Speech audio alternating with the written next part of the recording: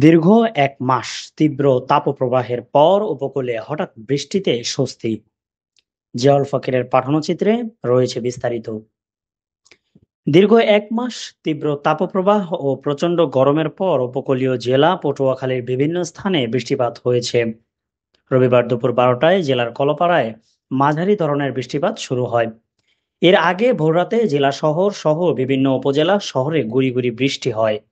দীর্ঘদিন পর বৃষ্টিতে স্বস্তি নেমে এসেছে সাধারণ মানুষের মাঝে।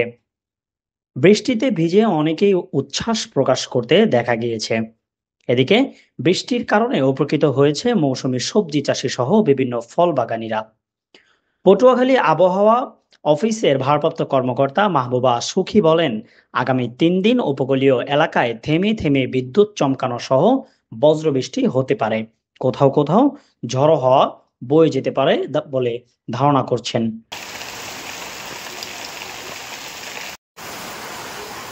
Infinity TV news, news desk.